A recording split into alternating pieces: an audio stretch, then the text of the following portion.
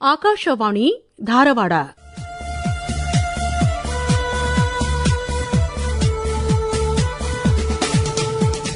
ಬಾನುಲಿಯ ಭಿತ್ತಿಯಿಂದ 90ರ ಬಾನುಲಿಯ ಒಡನಾಟದ ಬಗೆಗಿನ ಕಾರ್ಯಕ್ರಮ ಸರಣಿ.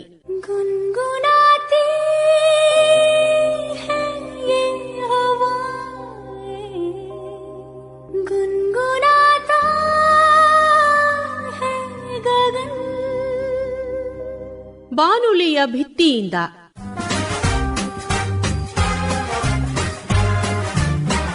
ಇವತ್ತಿನ ಬಾನುಲಿಯ ಭಿತ್ತಿಯಿಂದ ಕಾರ್ಯಕ್ರಮದಲ್ಲಿ ವಿಶ್ರಾಂತ ಗ್ರಂಥಾಲಯ ಹಾಗೂ ಮಾಹಿತಿ ಅಧಿಕಾರಿ ಜ್ಯೋತ್ಸ್ನಾ ಕುಲಕರ್ಣಿ ಅವರೊಂದಿಗೆ ಮಾತುಕತೆ. ಅವರೊಂದಿಗೆ ಮಾಯಾ ರಾಮನ್. ನಮಸ್ಕಾರ ಶ್ರೋತೃಗಳೇ, ಬಾನುಲಿಯ ಭಿತ್ತಿಯಿಂದ ಕಾರ್ಯಕ್ರಮಕ್ಕೆ ಪ್ರೀತಿಯ ಸ್ವಾಗತ. ಜ್ಞಾನವನ್ನು ಧಾರೆ ಎರೆಯೋ ಅನುಪಮವಾಣಿ, ಮಾಹಿತಿಯನ್ನು ಪಸರಿಸೋ ಅದ್ಭುತವಾಣಿ, ದೇಶಾದ್ಯಂತ ಉಲಿಯೋ ಆಕಾಶವಾಣಿ. ಅಂತಹ ಆಕಾಶವಾಣಿಗೀಗ 90ರ ಹರೆಯ ಅಂತನ ಕೇಳಿ ಬರ್ತಾ ಇರೋ ಕಾರ್ಯಕ್ರಮ ಬಾನುಲಿಯ ಭಿತ್ತಿಯಿಂದ. ಪ್ರಿಯ ಶ್ರೋತೃಗಳೇ, ಬಾನುಲಿಯ ಭಿತ್ತಿಯಿಂದ ಕಾರ್ಯಕ್ರಮದ ಇವತ್ತಿನ ಅತಿಥಿಯ ಮಾತು ಕೇಳೋ ಕುತೂಹಲ ನಿಮಗೆಲ್ಲ. ಆದ್ರೆ ಅದಕ್ಕಿಂತ ಮುಂಚೆ ಅದಕ್ಕೆ ಪೂರಕವಾಗಿರೋ ಒಂದಷ್ಟು ಮಾತುಗಳು. ನಾವು ಅನೇಕ ಸರಣಿಗಳನ್ನ, ವಿಶೇಷ ಕಾರ್ಯಕ್ರಮಗಳನ್ನ ಹಬ್ಬ ಹರಿದಿನದ ಸಂದರ್ಭಗಳಲ್ಲಿ ಮತ್ತ ನಾಟಕಗಳನ್ನ, ರೂಪಕಗಳನ್ನ ಮಾಡ್ತಾನ ಇರ್ತೀವಿ. ಅವೆಲ್ಲ ನಿಮಗ ಖುಷಿಯನ್ನ ಕೊಡ್ತಾವ. ಅದ್ರ ಹಿಂದ ಪರಿಶ್ರಮ ಸಾಕಷ್ಟು ಇರ್ತದ. ಅದಕ್ಕ ಸ್ಕ್ರಿಪ್ಟ್ ಬರಿಬೇಕು, ಅದಕ್ಕ ಬೇಕಾದಂತಹ ಧ್ವನಿಗಳನ್ನ ಪಡ್ಕೋಬೇಕು. ನಾವು ಕೆಲಸ ಮಾಡ್ತಾನ ನಮ್ಮ ಜೊತೆಗೆ ಒಂದಿಷ್ಟು ಜನ ಅದಕ್ಕಾಗಿ ಪೂರಕ ಮಾಹಿತಿಯನ್ನ, ಪೂರಕ ಧ್ವನಿಗಳನ್ನ ಒದಗಿಸ್ತಾ ಇರ್ತಾರ ಅನ್ನೋ ಮಾತನ್ನ ನಾವು ಅವಾಗವಾಗ ನಮ್ಮ ಕಾರ್ಯಕ್ರಮಗಳೊಳಗ ಹಂಚಿಕೊಳ್ತಾ ಇರ್ತೀವಿ. ಹಿಂಗ ಗ್ರಂಥಾಲಯ ಮತ್ತು ಮಾಹಿತಿ ಅಧಿಕಾರಿಯಾಗಿ ನಮ್ಮ ಎಲ್ಲ ಕಾರ್ಯಕ್ರಮಗಳ ಜೊತೆಗೆ ನಮಗ ಊರುಗೋಲಾಗಿ ನಿಂದವರು ಗ್ರಂಥಾಲಯ ಹಾಗೂ ಮಾಹಿತಿ ಅಧಿಕಾರಿಯಾಗಿ ಕಾರ್ಯ ಮಾಡಿದ ಜ್ಯೋತ್ಸ್ನಾ ಕುಲಕರ್ಣಿ ಅವರು ಇವತ್ತ ನಮ್ಮ ಸ್ಟುಡಿಯೋದೊಳಗಿದ್ದಾರೆ. ನಮಸ್ಕಾರ ಜ್ಯೋತ್ಸ್ನಾ, ಕಾರ್ಯಕ್ರಮಕ್ಕೆ ಸ್ವಾಗತ. ನಮಸ್ಕಾರ. ನಿಮ್ಮೆಲ್ಲಾ ನೆನಪುಗಳನ್ನ ಮೆಲುಕು ಹಾಕೋ ಮುನ್ನ 90ರ ಹರೆಯದೊಳಗ ದಾಪುಗಾಲು ಇಡ್ತಾ ಇರೋ ಆಕಾಶವಾಣಿಯ ಬಗ್ಗೆ ನಿಮ್ಮ ಅಭಿಪ್ರಾಯ ಏನು? ಮೊಟ್ಟ ಮೊದಲೇದಾಗಿ ಅನ್ನ, ಆಶ್ರಯ, ಸ್ಥಾನ, ಮಾನ ಅನ್ನೋದನ್ನ ಕೊಟ್ಟಂತಹ ಈ ಆಕಾಶವಾಣಿಯನ್ನು ಬೃಹತ್ ಸಂಸ್ಥೆಗೆ ನನ್ನ ನತಮಸ್ತಕ ನಮನಗಳು. ಆಮೇಲೆ ಈಗ ನೀವ್ ಹೇಳಿದಂಗ ಇನ್ 10 ವರ್ಷ ಕಳೆದ್ರ 100 ವರ್ಷಕ್ಕ ನಮ್ಮ ಆಕಾಶವಾಣಿ ಅನ್ನೋ ಮಹಾನ್ ಸಂಸ್ಥೆ ಸಾಂಸ್ಕೃತಿಕ ಸೌರಭ ಅಂತ ನಾ ಕರಿತೀನಿ, ಅದು ಕಾಲಿಡ್ಲಿಕ್ಕೆ ಹತ್ತದ. ಇಂಥ ಒಂದು ಅನುಪಮ ಸಂಸ್ಥೆಗೆ ನನ್ನ ಒಂದು ಅಳಿಲು ಸೇವೆಯನ್ನ ಸಲ್ಲಿಸುವಂತ ಸೌಭಾಗ್ಯ ನನಗೆ ಸಿಕ್ಕದ್ದು ಇದು ನನ್ನ ಪೂರ್ವಜನದ ಪುಣ್ಯ ಅಂತ ನಾ ತಿಳ್ಕೊಂಡೇನಿ. ಆಮೇಲೆ ಇಂಥ ಒಂದು ಸುಸಂದರ್ಭದೊಳಗ ನನ್ನನ್ನು ಕರೆಸಿ ನೀವು ಇಲ್ಲಿ ಮಾತಾಡ್ಸಿಕ್ ಹಚ್ಚಿರಿ, ಅದಕ್ಕ ನಿಮಗೂ ಮೊದಲು ವಂದನೆ, ಅಭಿನಂದನೆ, ಕೃತಜ್ಞತೆಗಳು. ಅದು ನಮ್ಮ ಸಂತೋಷ ಜ್ಯೋತ್ಸ್ನಾ. ಸಂತೋಷ ಇಮ್ಮಡಿಗೊಂಡಂತಹ ಸಂದರ್ಭ ಇದು.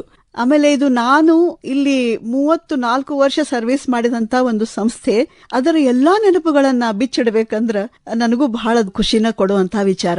ನೀವು ಕೇಳಿದ್ರಿ 90ರ ಆಕಾಶವಾಣಿ ಬಗ್ಗೆ ಹೇಳ್ರಿ ಅಂತ ಹೇಳಿ, ಥಟ್ ಅಂತ ಹೇಳಿ ನನ್ನ ತಲೆಯೊಳಗೆ ಓಡಿದಂತ ಕೆಲವು ಸಾಲುಗಳನ್ನ ನಿಮ್ ಜೊತೆ ಹಂಚ್ಕೊಳ್ಳಿಕ್ ಇಷ್ಟಪಡ್ತೀನಿ. ನಾನು ಕಾತುರಳಾಗಿ ಕೂತೀನಿ ಜೋಸ್ನಾ ಕೇಳಲಿಕ್ಕೆ.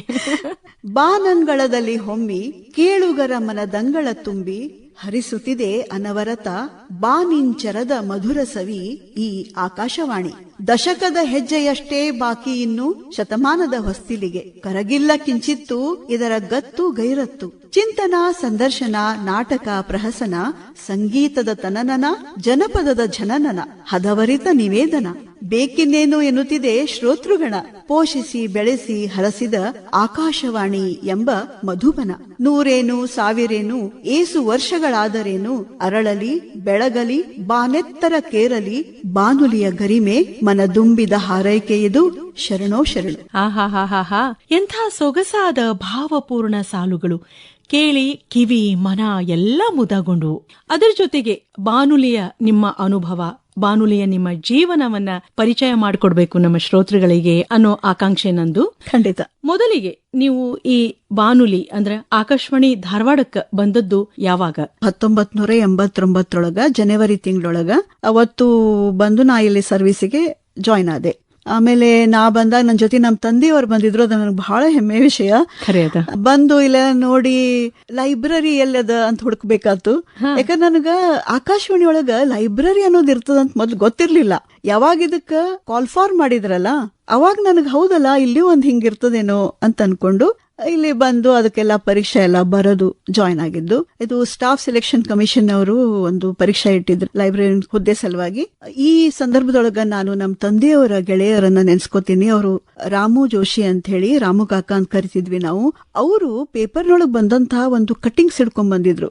ನೋಡು, ನೀ ಆ ಲೈಬ್ರರಿ ಸೈನ್ಸ್ ಕೋರ್ಸ್ ಮಾಡ್ಕೊಂಡೆ ಅಲ್ಲ, ಇಲ್ಲಿ ಆಕಾಶವಾಣಿ ಒಳಗೆ ಕಾಲ್ ಫಾರ್ ಮಾಡ್ಯಾರ, ನೋಡು ಇದಕ್ಕೆ ಜಾಯ್ನ್ ಆಗ್ತೇನೋ, ಇದಕ್ಕೆ ಬರಿತೇನು ನೋಡು ಪರೀಕ್ಷಾ ಅಂತ ಹೇಳಿ ಕೇಳಿದ್ರು. ಆಯ್ತು ಅಂತ ಹೇಳಿ ನಾನು ಪ್ರಯತ್ನತೆ ಮಾಡ್ದೆ, ಆದ್ರಾಗಬಹುದು ಅನ್ಕೊಂಡಿದ್ದೆ ಅಷ್ಟೇ ನಾನು. ಆಮೇಲೆ ಅದು ಸ್ಟಾಫ್ ಸೆಲೆಕ್ಷನ್ ಕಮಿಷನ್ ಅವರು ವ್ಯವಸ್ಥೆ ಮಾಡಿದಂತ ಒಂದು ಪರೀಕ್ಷಾ ಬರೋದು, ಇಂಟರ್ವ್ಯೂ ಆಯ್ತು. ಅದು ಪಾಸ್ ಆಗಿ ನನಗ ನೀವು ಸೆಲೆಕ್ಟ್ ಆಗಿರಿ ಅಂತೇನು ಪತ್ರ ಬಂತಲ್ಲ, ಬಹಳ ಒಂಥರ ಸಂತೋಷ ಆಗ್ಬಿಡುತ್ತೆ ನನಗ.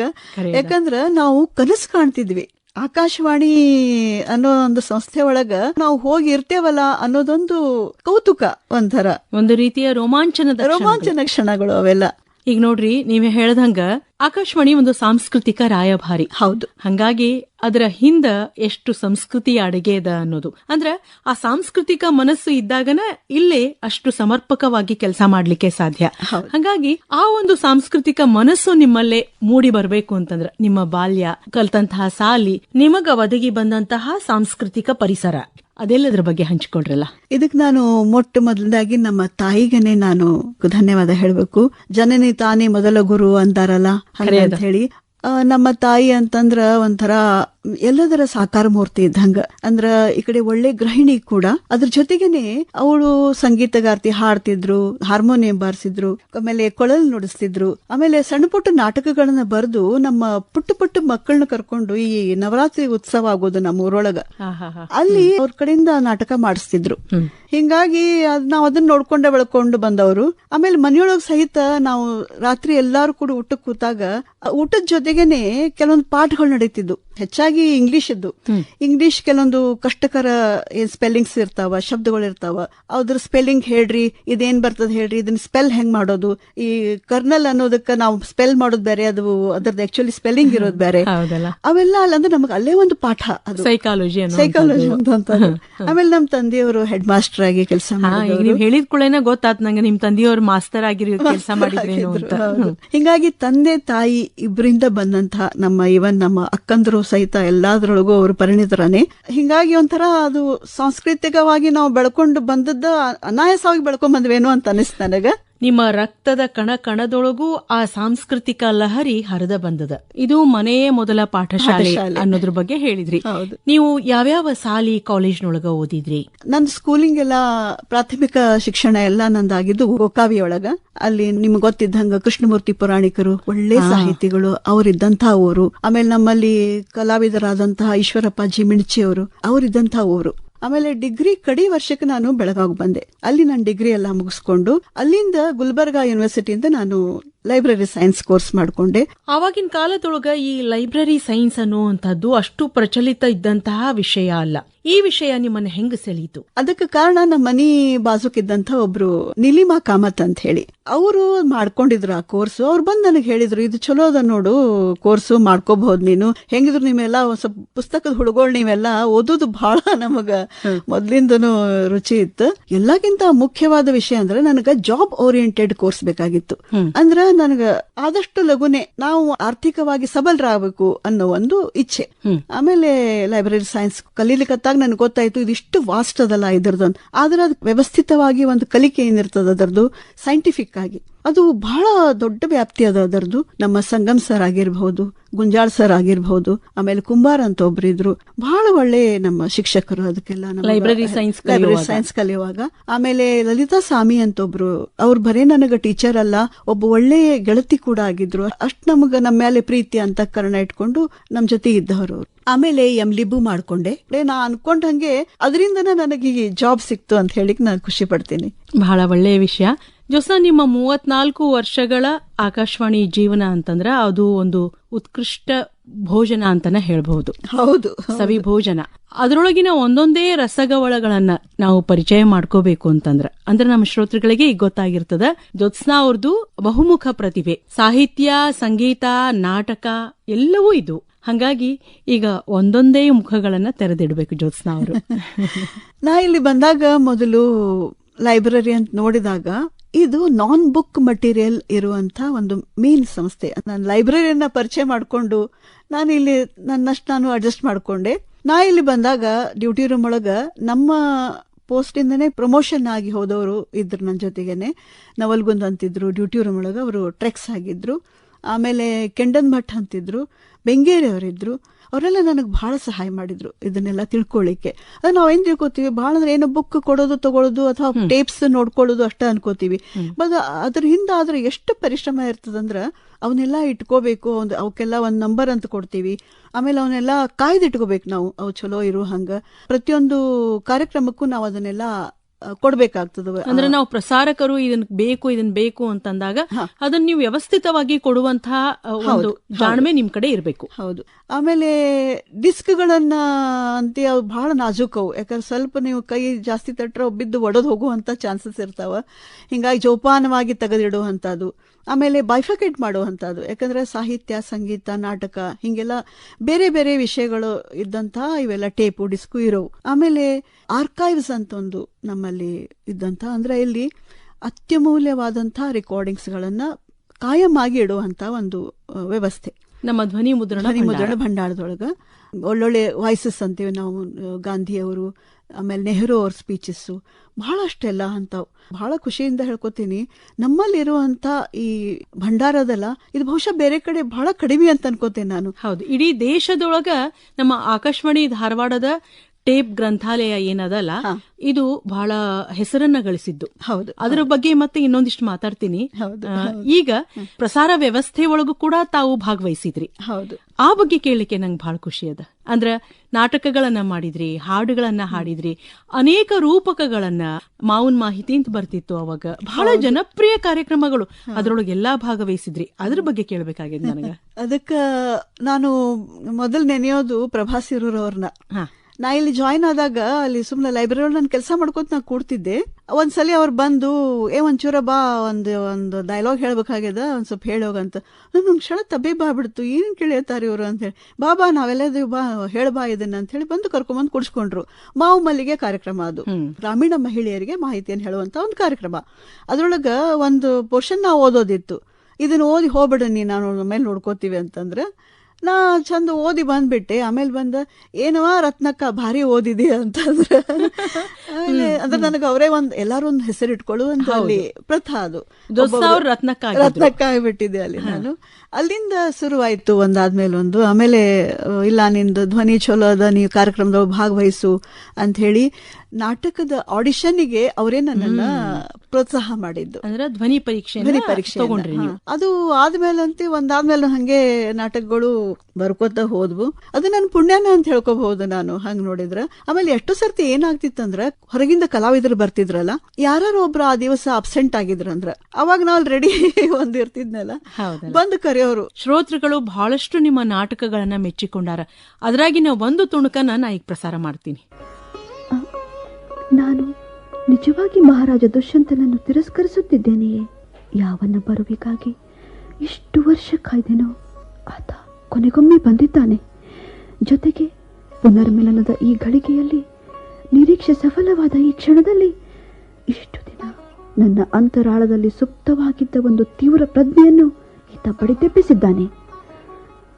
ಈ ಪ್ರಜ್ಞೆ ನನ್ನ ಸ್ತ್ರೀತ್ವವು ಅಪಮಾನಿತವಾಗಿದೆ ಎಂಬ ಈ ಅರಿವು ನಾನು ಕಾಯುತ್ತಿರುವಾಗ, ನೋಯುತ್ತಿರುವಾಗ ನನ್ನ ಆಳದಲ್ಲೆಲ್ಲೋ ಅಡಗಿಕೊಂಡಿತ್ತು. ಕಾಯುವುದು, ನೋಯುವುದು ಎಲ್ಲ ಮುಗಿಯಿತೆಂಬ ಈ ಕ್ಷಣದಲ್ಲಿ ನನ್ನೊಳಗೆ ಇಷ್ಟು ದಿನ ಮೌನವಾಗಿ ಹೂತುಕೊಂಡಿದ್ದ ಈ ಉತ್ಕಟ ಸಂವೇದನೆ ಒಮ್ಮೆಲೆ ಪುಟಿದೆದ್ದಿದೆ. ಧಿಕ್ಕಾರ! ನಾರಿಯ ಮಧುರ ಭಾವನೆಗಳನ್ನು ಗಂಡಸು ಎಗ್ಗಿಲ್ಲದೆ ಹೊಸಕಿ ಹಾಕುತ್ತಾನೆ. ನಂತರ ಬಂದು ಕ್ಷಮೆ ಕೇಳುತ್ತಾನೆ. ಆಕೆ ಕ್ಷಮಿಸಿಯೇ ಕ್ಷಮಿಸುತ್ತಾಳೆಂಬ ಖಚಿತ ನಂಬಿಕೆ ಬೇರೆ ಹೊಂದಿರುತ್ತಾನೆ. ಇಂತಹ ಗಂಡಸಿಗೆ ಧಿಕ್ಕಾರ.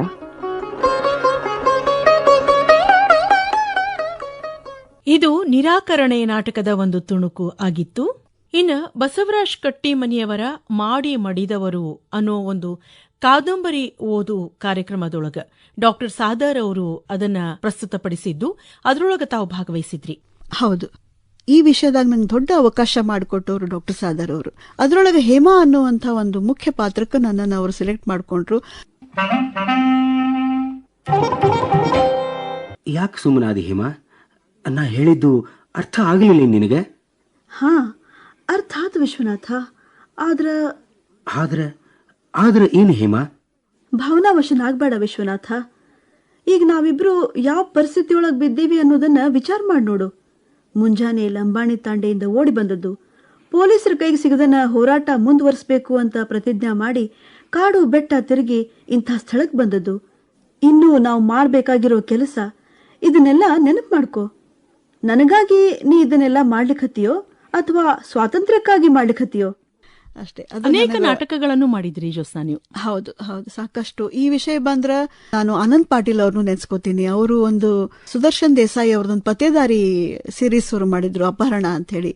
ಆಮೇಲೆ ರಮಾ ಹಿರೇಮಠ್, SS ಹಿರೇಮಠ್ ಅವರು ಸಹಿತ ಒಂದು ರಾಜ್ಯ ಮಟ್ಟದ ಕಾಂಪಿಟಿಷನ್ ಸಲುವಾಗಿ ಒಂದು ಸಂಕಲ್ಪ ಅನ್ನೋ ಒಂದು ನಾಟಕ, ಅದರೊಳಗೆ ಒಂದು ಭಾಗವಹಿಸುವಂತ ಒಂದು ಮೇನ್ ರೋಲ್ ನಾನು ಮತ್ತೆ ಪ್ರಭಾಸ್ ಅವರು ಮಾಡಿದ್ದು. ಅದಕ್ಕೆ ಪ್ರಶಸ್ತಿನೂ ಬಂತು. ಆಮೇಲೆ ಕೆಲವೊಂದು ನನಗೆ ಸಿರೀಸ್ ಮಾಡ್ಲಿಕ್ಕೆ ಅನುಕೂಲ ಮಾಡಿಕೊಟ್ರು ನಮ್ಮ GK ರವೀಂದ್ರ ಕುಮಾರ್ ಅಂತಿದ್ರು. ಈ ಗೃಹಲಕ್ಷ್ಮಿ ಅಂತ ಬರ್ತಿತ್ತಲ್ಲ, ಅವಾಗ ಒಂದೆರಡು ಸರ್ತಿ ನನಗೆ ಅಲ್ಲಿ ಒಂದು ಕಾರ್ಯಕ್ರಮ ನಡೆಸ್ಕೊಡ್ಲಿಕ್ಕೆ ಅವಕಾಶ ಮಾಡಿಕೊಟ್ರು. ಆಮೇಲೆ ಸಿಂಚನ ಅಂತ ಒಂದು ಇದು, ಅದರೊಳಗ ಮನೋಹರ್ ಕುಲಕರ್ಣಿ ಅಂತ ಅವ್ರ ಜೊತೆ ನಾನು ಒಂದು ಸುಮಾರಷ್ಟು ಮಾಡಿದ್ದೆ. ಬೆರಗು ಬೆಡಗು ಅನ್ನುವಂತ ಒಂದು ಕಾರ್ಯಕ್ರಮ ಬರ್ತಿತ್ತು. ಹಿಂಗ ಅಲ್ಲೆಲ್ಲಿ ನಾನು ಆಕಾಶವಾಣಿಯ ಈ ಮುಖದ ಜೊತೆಗೆ ಸಹಿತ ಬೆಸೆದುಕೊಂಡಿದ್ದೆ ಅಂತ ಹೇಳಿಕ್ ನನಗೆ ಬಹಳ ಖುಷಿ ಆಗ್ತದ. ಒಂದಷ್ಟು ವರ್ಷ ತಾವು ಸಂಗೀತ ವಿಭಾಗದೊಳಗೂ ಅನುಮೋದಿತ ಕಲಾವಿದೆಯಾಗಿ ಹಾಡು ಹಾಡ್ತಿದ್ರಿ. ಒಂದ್ ಸಣ್ಣ ಹಾಡು ಯಾಕೆ ಹಾಡಬಾರ್ದು ಈಗ ನಮ್ಮ ಶ್ರೋತೃಗಳ ಸಲುವಾಗಿ? ನಾನು ಈಗ ನಮ್ಮ ಸಂಗೀತ ಗುರುಗಳಾದ AR ಅಚ್ಯುತರಾವ್ ಸರ್ ಅನ್ನ ನೆನೆಸ್ಕೋತೀನಿ. ಅವ್ರ ಹತ್ರ ಸುಗಮ ಸಂಗೀತ ಕಲೀಲಿಕ್ಕೆ ನಾ ಸ್ವಲ್ಪ ವರ್ಷ ಹೋಗ್ತಿದ್ದೆ. ಪ್ರಯತ್ನ ಮಾಡ್ತೀನಿ ಹಾಡ್ಲಿಕ್ಕೆ. ಎನ್ನ ಹೃದಯ ಸ್ಪಂದನ ದೇವ ನಿನಗೆ ವಂದನಾ, ಎನ್ನ ಹೃದಯ ಸ್ಪಂದನ ದೇವ ನಿನಗೆ ವಂದನಾ, ಹೊದಿಸು ಎನಗೆ ಅಚಲ ಭಕ್ತಿ, ಅದುವೇ ಎನಗೆ ಧ್ಯೇಯ ಶಕ್ತಿ, ನಿನ್ನ ಪೂಜೆಯಲ್ಲಿ ದೇವ, ನಿನ್ನ ಪೂಜೆಯಲ್ಲಿ ದೇವ, ಎನ್ನ ಹೃದಯ ಸ್ಪಂದನ ದೇವ ನಿನಗೆ ವಂದನಾ. ಬಹಳ ಸುಮಧುರವಾದ ಹಾಡು. ನಿಮ್ಮ ಹೃದಯ ಸ್ಪಂದನೆಯ ಜೊತೆಗೆ ನಿಮ್ಮ ಧ್ವನಿಯ ಸ್ಪಂದನೆ ಕೂಡ ಬಹಳ ಕೇಳಿ ಖುಷಿ ಆಯ್ತು. ಇನ್ನ ಒಂದು ಬಹಳ ಮಹತ್ವದ ಕೊಡುಗೆ ತಮ್ಮದು. ಇಡೀ ನಮ್ಮ ದೇಶದೊಳಗ ಇರುವಂತಹ ಎಲ್ಲ ಗ್ರಂಥಾಲಯಗಳನ್ನ ಅವಾಗವಾಗ ಅಧಿಕಾರಿಗಳು ಬಂದು ನೋಡ್ತಾ ಇರ್ತಾರೆ, ಇಲ್ಲೇನದ ಅಂತ. ಅಂತಹ ಹೊತ್ತಿನೊಳಗ ಧಾರವಾಡ ಒಂದು ರೀತಿ ಶ್ರೀಮಂತವಾದ ಗ್ರಂಥಾಲಯ. ಹೌದು, ಯಾಕಂದ್ರ ಒಳ್ಳೆಯ ಸಾಹಿತಿಗಳು, ಒಳ್ಳೆಯ ಸಂಗೀತಗಾರರು, ಒಳ್ಳೆಯ ವಿಜ್ಞಾನಿಗಳು ಎಲ್ಲರೂ ಕೂಡ ಭೇಟಿ ಕೊಟ್ಟಂತಹ ಗ್ರಂಥಾಲಯ ಇದು. ಅದನ್ನ ನೀವು ಒಳ್ಳೆಯ ರೀತಿಯೊಳಗನ ಕಾಪಾಡಿಕೊಂಡು ಬಂದಿದ್ರಿ. ಸ್ವಲ್ಪ ದಿನಗಳ ನಂತರ ನಮ್ಮ ವಿಜ್ಞಾನ ತಂತ್ರಜ್ಞಾನ ಮುಂದುವರಿದಂಗ ಕಂಪ್ಯೂಟರ್ಗಳು ಬಂದಂತಹ ಕಾಲ ಆಯ್ತು. ನಮ್ಮ ಗ್ರಂಥಾಲಯದ ಡಿಜಿಟಲೀಕರಣದ ಸಂದರ್ಭದೊಳಗ ಅದಕ್ಕೆ ನಿಂತು ಕಾರ್ಯ ಮಾಡಿದವರು ತಾವು ಮತ್ತೆ ಇನ್ನೊಬ್ಬ ಗ್ರಂಥಾಲಯ ಅಧಿಕಾರಿ K. ಶಿವರಾಜ್ ಅವರು. ಆ ಅನುಭವವನ್ನ ನಮಗ ಹಂಚ್ಕೋಬೇಕು. ಯಾಕಂದ್ರ ಹಿರಿಯ ಅಧಿಕಾರಿಗಳು ಬಂದವರು ಇಡೀ ದೇಶದೊಳಗ ಡಿಜಿಟಲೀಕರಣಗೊಂಡಂತಹ ಒಂದು ಅತ್ಯುತ್ತಮ ಗ್ರಂಥಾಲಯ ಅಂದ್ರ ಅದು ಧಾರವಾಡದ ಗ್ರಂಥಾಲಯ ಅಂತ ಹೇಳಿದ್ರು. ಅದರ ಹಿಂದೆ ನಿಮ್ಮಿಬ್ಬರ ಕೊಡುಗೆ ಬಹಳ ಮಹತ್ವದ್ದು. ಅದನ್ನ ತಿಳ್ಕೊಳ್ಳೋ ಆಸೆ. ಇದ್ರ ಬಗ್ಗೆ ನಾ ಹೇಳಲಿಕ್ಕೆ ಬೇಕು, ಯಾಕಂದ್ರೆ ಬಹಳ ಮಹತ್ವದ ಘಟ್ಟ ಅದು. ಯಾಕಂದ್ರ ಇಷ್ಟು ವರ್ಷ ತನಕ ಏನಾಗಿತ್ತು, ನಮ್ಮಲ್ಲಿ ಟೇಪು ಡಿಸ್ಕು ಅಂತೆಲ್ಲ ಇದ್ವು. ಹೌದು. ಮೊಟ್ಟ ಮೊದಲೇ ಬಾರಿಗೆ ರೆಕಾರ್ಡಿಂಗ್ ಸಲುವಾಗಿ ಸಿಡೀಸ್ ಅನ್ನುವಂತದ್ದು ಒಂದು ಪರಿಕಲ್ಪನೆ ಬಂತು. ನನಗಿನ್ನೂ ನೆನಪದ, ನಾನು ಫೈಲ್ ಮೇಲೆ ಪುಟಪ್ ಮಾಡಿದ್ದು, ನಮಗ ಸಿಡಿ ತಗೋಬೇಕು ನಾವು, blank CDs for recording purpose ಅಂತ ಹೇಳಿ ಒಂದು. ಇನ್ನೊಂದು, ನಮ್ಮ ಚಲನಚಿತ್ರ ಗೀತೆಗಳು ಇಷ್ಟ ದಿವ್ಸ ತನಕ ಡಿಸ್ಕು ಅವೆಲ್ಲ ಬರ್ತಿದ್ದು ಬೇರೆ ಬೇರೆ ಕಂಪನಿಯಿಂದ. ಸಿಡಿ ಫಾರ್ಮ್ನೊಳಗ ಈ ಚಿತ್ರಗೀತೆಗಳೆಲ್ಲ ಬರ್ಲಿಕ್ಕತ್ತು. ಆಮೇಲೆ ನಾವು ಇನ್ನು ಸಿಡಿಗಳನ್ನ, ಬ್ಲಾಂಕ್ ಸಿಡಿಗಳನ್ನ ರೆಕಾರ್ಡಿಂಗ್ ಪರ್ಪಸ್ ಸಲುವಾಗಿ ತರಿಸ್ಕೊಳ್ಳಿ ಶುರು ಮಾಡಿದ್ವಿ. ಅಲ್ಲಿಂದ ಶುರು ಆದಂಗಾಯ್ತು ಈ ಡಿಜಿಟಲೀಕರಣದ ಹೆಜ್ಜೆ, ಯುಗ. ಆಮೇಲೆ ಸಾವಕಾಶ ಇಲ್ಲ, ನಿಮ್ಮಲ್ಲಿದ್ದಂತಹ ಇದೇನು ಭಂಡಾರದ ಇದನ್ನ ಕಾಯಂ ಆಗಿ ನಾವು ಸಂರಕ್ಷಿಸಿ ಇಡಬೇಕಾದಂತಹ ಅನಿವಾರ್ಯತೆ ಅದ. ಅದಕ್ಕೆ ನೀವು ಇದನ್ನೆಲ್ಲ ಕಂಪ್ಯೂಟರೈಸ್ ಮಾಡ್ರಿ ಅಂತ ಹೇಳಿ ಒಂದು ನಿರ್ದೇಶನ ಬಂತು. ಅದ್ರ ತಕ್ಕಂತ ನಮ್ಮಲ್ಲಿ ವ್ಯವಸ್ಥೆ ಇರಲಿಲ್ಲ. ಅದಕ್ಕೆ ನಮ್ಮ ಶಿವರಾಜ್ ಅವರು ಅದಕ್ಕೆ ಬಹಳಷ್ಟು ಕಷ್ಟಪಟ್ಟು ಅವ್ರು ಟ್ರೈನಿಂಗ್ ಹೋದಾಗೆಲ್ಲ ಅಲ್ಲಿ ಹೇಳ್ಕೊಂಡು ನಮಗ ದೊರಕಿಸ್ಕೊಡ್ರಿ ನೀವು, ನಾವು ಮಾಡ್ಲಿಕ್ಕೆ ತಯಾರಿದ್ದೀವಿ ಅಂತ ಹೇಳಿ. ಕಂಪ್ಯೂಟರ್ ಕೊಡ್ರಿ, ವರ್ಕ್ ಸ್ಟೇಷನ್ ಅಂತಾರ ಅದಕ್ಕೆ, ಅಂದ್ರೆ ಅದಕ್ಕೆ ಬೇಕಾದಂತ ಎಲ್ಲ ಪರಿಕರಗಳನ್ನ ತೆಗೆದುಕೊಡ್ರಿ ಅಂತ ಹೇಳಿ ಅದ್ರ ಪ್ರಕಾರ ಅವರು ನಮಗೆಲ್ಲ ಒದಗಿಸಿಕೊಟ್ರು. ಆಮೇಲೆ ಶುರುವಾಯ್ತು ನಮ್ಮ ಕಾರ್ಯಕ್ರಮ.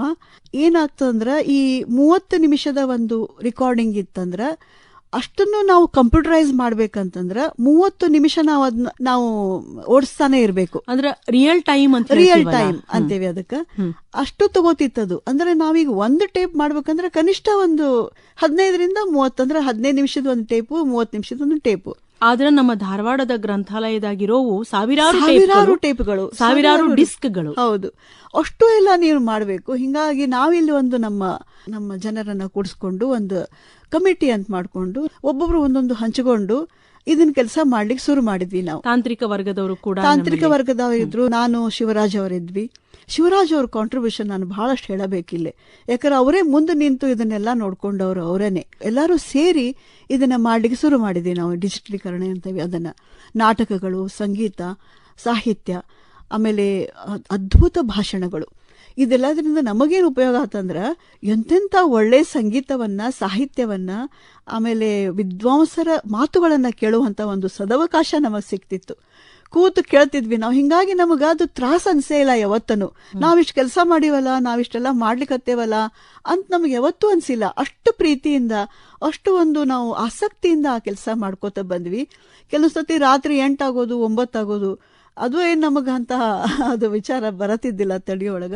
ಎಲ್ಲರೂ ಸೇರಿ ಮಾಡಿ ಅದನ್ನೊಂದು ಕೆಲಸ ಅದೆಲ್ಲ ಆದ್ಮೇಲೆ ಅದ್ರದೊಂದು ಬುಕ್ಲೆಟ್ ಅಂತ ಹೇಳಿ ಮಾಡಿ, ವಾಲ್ಯೂಮ್ಸ್ ಮಾಡಿ, ಸಿಸ್ಟಮೆಟಿಕ್ ಆಗಿ ಒಂದು ಗ್ರಂಥ ರೂಪದೊಳಗೆ ತಗೊಂಡ್ಬಂದು, ಆಮೇಲೆ ಅದನ್ನ ಕೇಳಿ ಅದರದ ಗುಣಮಟ್ಟವನ್ನ ನಿರ್ಧಾರ ಮಾಡಲಿಕ್ಕೆ ಇನ್ನೊಂದು ಕಮಿಟಿಯನ್ನ ಒಂದು ತಯಾರು ಮಾಡಿದ್ವಿ. ಅಂದ್ರೆ ಎಕ್ಸ್ಪರ್ಟ್ಸ್ ಕಮಿಟಿ ಅಂತ ಹೇಳಿ.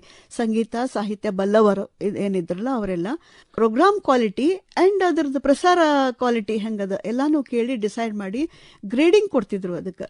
ಅಂದ್ರೆ ABC ಗ್ರೇಡ್, ಆ ತರ. ಗೋಲ್ಡ್, ಸಿಲ್ವರ್, ಬ್ರಾನ್ಸ್ ಅಂತ ಹೇಳಿ ಅದಕ್ಕೆ ಹೆಸರು ಕೊಟ್ಟಿದ್ವಿ ನಾವು. ಗೋಲ್ಡ್ ಅಂದ್ರೆ ಅತ್ಯುತ್ತಮವಾದಂತಹ ಕಾರ್ಯಕ್ರಮ ಇದ್ದಂತದ್ದು. ಸಿಲ್ವರ್ ಅಂದ್ರೆ ಸ್ವಲ್ಪ ಅಡ್ಡಿ ಇಲ್ಲ ಆ ಥರದ್ದು. ಬ್ರಾನ್ಸ್ ಅಂದ್ರೆ ಅದನ್ನ ನೀವು ಇಟ್ಕೋಬಹುದು, ಬೇಕಾದ್ರೆ ತೆಗಿಬಹುದು ಅನ್ನುವಂಥ ಒಂದು ಅದಕ್ಕೆ ಇರುವಂತ ಒಂದು ಕ್ವಾಲಿಟಿ.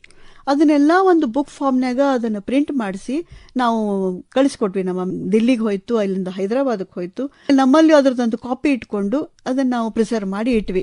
ಅಂದ್ರ ಈ ತರದ ಒಂದು ಕೆಲಸ ಆಗಿದ್ದು ನಮ್ಮ ಇಡೀ ದೇಶದೊಳಗ, ನಮ್ಮ ಆಕಾಶವಾಣಿ ಧಾರವಾಡದೊಳಗ ಅಂತ ಹೇಳಿಕೆ ನನಗೆ ಬಹಳ ಅಂದ್ರೆ ಬಹಳ ಖುಷಿ ಆಗ್ತದ. ಬಹಳ ಹೆಮ್ಮೆಯ ವಿಷಯ ಇದು. ಹೌದು. ಆಮೇಲೆ ಇದಕ್ಕೆಲ್ಲ ಯಾರ್ಯಾರು ಕೈ ಜೋಡಿಸ್ಯಾರ ಅವರಿಗೆಲ್ಲ ನಾನು ಈ ಮೂಲಕ ಕೃತಜ್ಞತೆ ಹೇಳಿಕೆ ಇಚ್ಛಾ ಪಡ್ತೇನೆ. ನಮ್ಮ ಮನೆಯವರು ಡಾಕ್ಟರ್ ಆನಂದ್ ಕುಲಕರ್ಣಿ ಹಾಗೂ ನಮ್ಮ ಕುಟುಂಬದ ಎಲ್ಲಾ ಸದಸ್ಯರು ನನಗ ಬಹಳಷ್ಟು ಸಹಕಾರ, ಪ್ರೋತ್ಸಾಹ ಕೊಟ್ರು. ಅವರಷ್ಟು ಪ್ರೋತ್ಸಾಹ ಕೊಟ್ಟಲ್ಲನೆ, ಸಹಕಾರ ಕೊಟ್ಟಲ್ಲನೆ ನನಗಿದೆಲ್ಲ ಮಾಡ್ಲಿಕ್ಕೆ ಸಾಧ್ಯ ಆಯ್ತು. ಖರೆಯದ ಜ್ಯೋತ್ಸ್ನಾ, ಯಾಕಂದ್ರೆ ಇಂತಹ ಒಂದು ದೊಡ್ಡ ಕೆಲಸ ನಡಿಬೇಕು ಅಂತಂದ್ರ ನಮ್ಮ ಕುಟುಂಬದವರ ಪ್ರೋತ್ಸಾಹ ಕೂಡ ಬೇಕಾಗ್ತದೆ. ಯಾಕೆ ಇದು ಒಂದು ಬಹಳ ದೊಡ್ಡ ಕೆಲಸ ಆಯ್ತು ಅಂತಂದ್ರ, ಆಕಾಶವಾಣಿ ಧಾರವಾಡ ಕೇಂದ್ರದೊಳಗ ನಡೆದಂತಹ ಈ ಕೆಲಸ ಇದನ್ನ ನಮ್ಮ ಕರ್ನಾಟಕದ ಬೇರೆ ಬೇರೆ ಕೇಂದ್ರದವರು ಕೂಡ ತಗೊಂಡು ಉಪಯೋಗಿಸ್ಲಿಕ್ಕೆ ಶುರು ಮಾಡಿದ್ರು. ಹೆಮ್ಮೆಯ ವಿಷಯ ಅದು, ಗರಿಮೆ ನಮ್ಮ ಧಾರವಾಡ ಆಕಾಶವಾಣಿಗೆ. ಈ ವಿಷಯಕ್ಕೆ ಬಂದ್ರೆ ನಾನು CU ಬೆಳ್ಳಕ್ಕಿ ಸರ್ಗೆ ಬಹಳಷ್ಟು ನನ್ನ ಕೃತಜ್ಞತೆಗಳನ್ನು ಹೇಳಿಕ್ಕೆ ಇಚ್ಛಾ ಪಡ್ತೀನಿ. ಆಮೇಲೆ ಒಂದ್ಸಲಿ ಹಿಂಗಾಯ್ತಲ್ಲ, ಅದು ಮಾಡಿಟ್ಟಿದ್ದು ಎಲ್ಲೋ ಸಂಹವ್ ಏನೋ ಆಗಿ ಸ್ವಲ್ಪ ಪ್ರಾಬ್ಲಮ್ ಆಯ್ತು, ಅದು ಪ್ರಿಸರ್ವ್ ಆಗ್ಲಿಕ್ಕೆ ಆಗ್ಲಿಲ್ಲ. ಅವಾಗ ಅವರು ಸೇವ್ ಆಗ್ಲಿಲ್ಲ. ಆಮೇಲೆ ಅವರು ಎಕ್ಸ್ಪರ್ಟ್ಸ್ ಅನ್ನು ಕರೆಸಿ ಅದನ್ನ ಮತ್ತೆ ರಿಟ್ರೀವ್ ಮಾಡಿಸಿ ಅದು ಮತ್ತೆ ನಮಗೆ ಸಿಗುವಂಗ್ ದೊರಕಿಸಿಕೊಡುವಂದ್ರೆ ಅವ್ರ ಪಾತ್ರ ಬಹಳ ದೊಡ್ಡದು. ಅಂತೂ ಕಂಪ್ಯೂಟರ್ ಅನ್ನೋ ಮಾಯಾ ಪೆಟ್ಟಿಗೆ ಒಳಗ ಒಂದಷ್ಟು ಅಮೂಲ್ಯ ನಿಧಿಯನ್ನ ತಾವು ಜೋಪಾನವಾಗಿ ಇಟ್ಕೊಟ್ರಿ. ಭಂಡಾರನೇ ಅದು. ಹೌದು. ಅದಕ್ಕಾಗಿ ನಾವು ನಮ್ಮ ವಿಶೇಷ ಕಾರ್ಯಕ್ರಮಗಳೊಳಗ ಆ ಎಲ್ಲಾ ನಿಧಿಯನ್ನ ಅವಾಗವಾಗ ಬಳಸ್ಕೊಳ್ತಾ ಇರ್ತೀವಿ ಜ್ಯೋತ್ಸ್ನಾ. ಆಮೇಲೆ ನಮ್ಮಲ್ಲಿ ನೀವು ಹೇಳ್ದಂಗ ಅತ್ಯುತ್ತಮ ಕಲಾವಿದರು ಬರೋರು, ದೊಡ್ಡ ದೊಡ್ಡ ಕಲಾವಿದರು. ಡಾಕ್ಟರ್ ಗಂಗೂಬಾಯಿ ಹಾನಗಲ್ ಅಂತವರು, ಮಲ್ಲಿಕಾರ್ಜುನ್ ಮನ್ಸೂರ್ ಅವರಂತವರು, ಆಮೇಲೆ ಬಾಳಪ್ಪ ಹುಕ್ಕೇರಿ ಅವರು ಬಂದಿದ್ರು, ಡಾಕ್ಟರ್ ಬಸವರಾಜ ರಾಜಗುರು ಅವರು. ಅವ್ರನ್ನೆಲ್ಲ ನೋಡಿ ಕಣ್ ತುಂಬಿಕೊಳ್ಳುವಂತ ನಮ್ಮ ಸೌಭಾಗ್ಯ ಅಂತಂದ್ರ ನಾನು ಪ್ರತಿಕ್ಷಣ ಅನ್ಕೋತಿದ್ದೆ, ನನ್ನ ಎಂತ ಒಳ್ಳೆ ಸಂಸ್ಥೆಗೆ ತಂದು ಹಾಕಿದೆಪ್ಪ ದೇವ್ರೆ, ನಿನಗೆ ಎಷ್ಟು ನಾನು ನಮನ್ ಸಲ್ಲಿಸಿರೋ ಕಡಿಮೆನೆ ಅಂತ ಹೇಳಿ. ಯಾಕಂದ್ರೆ ಈ ಭಾಗ್ಯ ಎಲ್ಲರಿಗೂ ಸಿಗಂಗಿಲ್ಲ. ಇದಕ್ಕಿಂತ ಇನ್ನೂ ಒಂದಂತಂದ್ರ ನಮ್ಮ ಆಫೀಸ್ ಒಳಗ ಮಾತ್ರ ರೇಡಿಯೋ ಹಚ್ಕೊಂಡು ಕೆಲಸ ಮಾಡುವಂತ ಒಂದು ಸೌಭಾಗ್ಯ ನಮಗೆಲ್ಲರಿಗೂ. ಎಲ್ಲಿಯೂ ಆ ಭಾಗ್ಯ ಇರಂಗಿಲ್ಲ. ಅದೇನ್ ಹಚ್ಚಿರಿ, ಬಂದ್ ಮಾಡ್ರಿ ಅಂತಿರ್ತಾರ. ಆಮೇಲೆ ಇಲ್ಲಿಯ ವಾತಾವರಣ ಅದು ಬಹಳ ನನಗ ಇಷ್ಟ ಆಗಿದ್ದು ಅಂತಂದ್ರ ನನಗೆ ಇನ್ನೊಂದು ತವ್ರ ಮನೆ ಅನ್ಸೋದಿದು. ಅಷ್ಟು ಒಂಥರ ತಾಯಿ ತರ ನೋಡ್ಕೊಂಡು ಬೆಳೆಸಿದಂತ ಕೌಟುಂಬಿಕ ವಾತಾವರಣ ಒಳಗೆಲ್ಲ. ಆಮೇಲೆ ನಮಗೆಂದೂ ಈ ಕೆಲಸ ಭಾರ ಅನ್ಸೇ ಇಲ್ಲ, ಯಾವತ್ತೂ ಅನಿಸಿಲ್ಲ. ಪ್ರೀತಿಯಿಂದ ಅತ್ಯಂತ ಆಸಕ್ತಿಯಿಂದ ಈ ಕೆಲಸವನ್ನ ಮಾಡ್ಕೊಂಡು ಬಂದಂತದ್ದು. 34 ವರ್ಷ ನಾ ಹೆಂಗ್ ಕಳೆದೆ ಅಂತ ನನಗೆ ಕಣ್ ಬಿಡುದ್ರಾಗ ಹೋಯ್ತಲ್ಲಪ್ಪ ಅನ್ನೋ ಹಂಗ ಅಷ್ಟೊಂದು ಒಂಥರ ಮನಸ್ವಿ ಮಾಡಿದಂತ ಕೆಲಸ ನಂದಿದು. ಆತ್ಮೀಯತೆ, ಆ ಆಪ್ತತೆಯನ್ನ ಶಬ್ದಗಳೊಳಗ ವರ್ಣಿಸ್ಲಿಕ್ಕೆ ಸಾಧ್ಯ. ಹಿಂಗಾಗಿ ನಮಗ ಇದು ಆಕಾಶವಾಣಿ ಅಂತಂದ್ರ ಒಂಥರ ಒಂದ್ ದೊಡ್ಡ ನೆಲೆಗಟ್ಟಿದ್ದಂಗ. ಇತ್ತೀಚಿನ ವರ್ಷಗಳಲ್ಲಿ ಜ್ಯೋತ್ಸ್ನಾ ಕೇಳು ಗೆಳತಿ ಅನ್ನುವಂತಹ ಕಾರ್ಯಕ್ರಮ ನನ್ ಜೊತೆಗೆ ಮಾಡಿದ್ರಿ. ಅದನ್ನ ಮರಿಲಿಕ್ಕೆ ಸಾಧ್ಯ ಇಲ್ಲ. ನಾನು ಒಂದಷ್ಟು ತುಣುಕುಗಳನ್ನ ನಮ್ಮ ಶ್ರೋತೃಗಳಿಗೆ ಕೇಳಿಸೋಣ. ಖಂಡಿತ. ನಲ್ಮೆಯ ಗೆಳತಿಯರೇ ನಮಸ್ಕಾರ.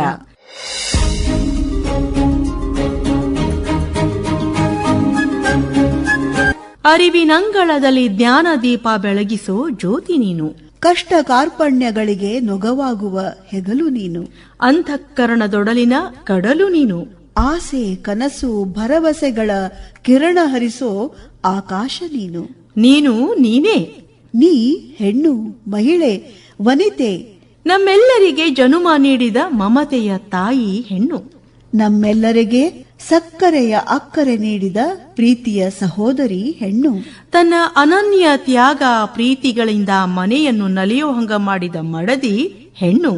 ನೀ ಜಗದ ಕಣ್ಣು, ನಿನಗಿದೋ ಶರಣು ಶರಣು. ನಮ್ಮ ಜನಪದರ ಮಾಯಾ ಎಷ್ಟು ಚಂದ ಲಾವಣಿ ಪದಗಳನ್ನ ರಚಿಸಿ ಹಾಡ್ಯಾರಲ್ಲೇನ್? ಹೌದೌದು. ಅದ್ರೊಳಗೂ ನಮ್ಮ ಉತ್ತರ ಕರ್ನಾಟಕ ಭಾಗದೊಳಗಂತೂ ಚೆನ್ನಮ್ಮನ್ ನೆನಪು ಮಾಡ್ಕೊಂಡ್ ಬಿಟ್ರ ಏನ್ ಹೇಳಿ ಜ್ಯೋತ್ಸ್ನಾ. ವೀರಗಾಸೆಯ ಹಾಕಿ ಖಾಸೆ ಅಂಗಿಯ ತೊಟ್ಟು ಗೊಂಡೆ ನಡಕಟ್ಟಿ ಬಿಗಿದಾಳ, ಗೊಂಡೆ ನಡಕಟ್ಟಿ ಬಿಗಿದಾಳ, ಗೊಂಡೆ ನಡಕಟ್ಟಿ ಬಿಗಿದಾಳ. ಚೆನ್ನವ್ವ ಸಿರಿಸ್ಯಾಣ ತಲಿಗೆ ಹಾಕ್ಯಾಳ, ಸಿರಿಸ್ಯಾಣ ತಲಿಗೆ ಹಾಕ್ಯಾಳ. ಆಧೀರೆ ಸಿರಿಸ್ಯಾಣ ತಲಿಗೆ ಹಾಕ್ಯಾಳ. ಜ್ಯೋತ್ಸ್ನಾ, ತಾವು ಪುಸ್ತಕ ಗ್ರಂಥಾಲಯದೊಳಗೂ ಕೂಡ ಕೆಲಸ ಮಾಡಿದ್ರಿ. ಅಂದ್ರೆ ನಮ್ಮ ಆಫೀಸ್ನೊಳಗ ಇರುವಂತಹ ಪುಸ್ತಕ ಗ್ರಂಥಾಲಯ, ಅದ್ರ ಬಗ್ಗೆ ಏನ್ ಹೇಳಿಕ್ ಇಷ್ಟಪಡ್ತೀರಿ? ಅದ್ಭುತ ಸಂಗ್ರಹ ಅಂತ ಹೇಳಿಕ್ ಇಚ್ಛ ಪಡ್ತೇನೆ ನಾನು.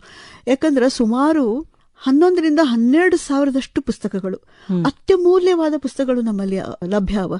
ಅಂದ್ರ ಈಗ ಆಧ್ಯಾತ್ಮದ ಆಗಿರಬಹುದು, ಸಾಹಿತ್ಯದ ಆಗಿರಬಹುದು, ಸಂಗೀತದ ಪುಸ್ತಕಗಳಾಗಿರಬಹುದು, ಕೊಂಕಣಿ ಮರಾಠಿ ಸಹಿತ ನಾವು ಕೆಲವೊಂದು ಪುಸ್ತಕಗಳನ್ನ ಇಟ್ಟೇವಿ. ಹಬ್ಬ ಹರಿದಿನಗಳ ಬಗ್ಗೆ, ಸಂಗೀತದ ಬಗ್ಗೆ, ಆಮೇಲೆ ವಿಜ್ಞಾನದ ಬಗ್ಗೆ, ಒಗಟುಗಳು, ಗಾದೆಗಳು, ಈ ತರ ಎಲ್ಲ. ಅಂದ್ರ ಯಾರಿಗೆ ಏನು ಅವಶ್ಯಕತೆ ಅದ ಅದನ್ನ ಕೊಡುವಂತ ಒಂದು ಆ ಸೌಲಭ್ಯ ನಮ್ಮಲ್ಲಿ ಇತ್ತು ಅಂತ ಹೇಳಿಕ್ ಇಚ್ಛಾ ಪಡ್ತೀನಿ. ಆ ನಿಮ್ಮ ಅತ್ಯುತ್ತಮ ಗ್ರಂಥಾಲಯದ ಫಲಾನುಭವಿ ನಾನು ಕೂಡ ಅಂತ ಹೇಳಲಿಕ್ಕೆ ಬಹಳ ಖುಷಿ ಅನಿಸ್ತದ ಜ್ಯೋತ್ಸ್ನಾ. ಜ್ಯೋತ್ಸ್ನಾ, ಇಷ್ಟೊತ್ತು ನಿಮ್ಮ ಮಾತಿನ ಮಧುರ ಲೋಕದೊಳಗ ಪಯಣಿಸ್ತಾ ಇದ್ದೆ. ನಿಮ್ಮ 34 ವರ್ಷಗಳ ಅನುಭವದ ಸುಗ್ರಾಸ ಭೋಜನದ ಸವಿಬುತ್ತಿಯನ್ನ ನಮ್ಮ ಮುಂದ ತೆರೆದಿಟ್ರಿ. ಅದಕ್ಕಾಗಿ ನಮ್ಮೆಲ್ಲಾ ಶ್ರೋತೃಗಳ ಪರವಾಗಿ ತಮಗ ಧನ್ಯವಾದಗಳು, ನಮಸ್ಕಾರ. ನಮ್ಮ ಈ ಹೆಮ್ಮೆಯ ಬಾನುಲಿಗೆ 90 ವರ್ಷ ತುಂಬಿದಂತ ಈ ಸುಸಂದರ್ಭದೊಳಗ ನನ್ನ ನೆನಪಿನ ಭಿತ್ತಿಯಿಂದ ಕೆಲವೊಂದು ವಿಷಯಗಳನ್ನ ಹೆಕ್ಕಿ ತೆಗೆದು ನಿಮ್ಮ ಮುಂದೆ ಇಡ್ಲಿಕ್ಕೆ ಅವಕಾಶ ಮಾಡಿಕೊಟ್ರಿ. ಅದಕ್ಕೆ ನಾನು ನಿಮಗೆ ಬಹಳ ಕೃತಜ್ಞಳಾಗಿದ್ದೇನೆ. ನಮಸ್ಕಾರ ಜ್ಯೋತ್ಸ್ನಾ. ನಮಸ್ಕಾರ. ಇದುವರೆಗೆ ವಿಶ್ರಾಂತ ಗ್ರಂಥಾಲಯ ಹಾಗೂ ಮಾಹಿತಿ ಅಧಿಕಾರಿ ಜ್ಯೋತ್ಸ್ನಾ ಕುಲಕರ್ಣಿ ಅವರೊಂದಿಗೆ ಸಂದರ್ಶನ ಕೇಳಿದಿರಿ. ಪ್ರಸ್ತುತಿ ಮಾಯಾ ರಾಮನ್. ಪ್ರಸ್ತುತಿ ನೆರವು ನವೀನ್ ಮಹಾಲೆ.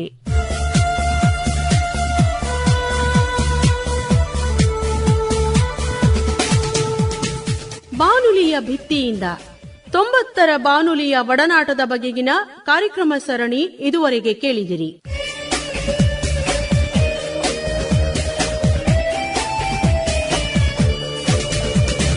ಮತ್ತೆ ಮುಂದಿನ ವಾರ ಇದೇ ವೇಳೆಗೆ ಬಾನುಲಿಯ ಭಿತ್ತಿಯಿಂದ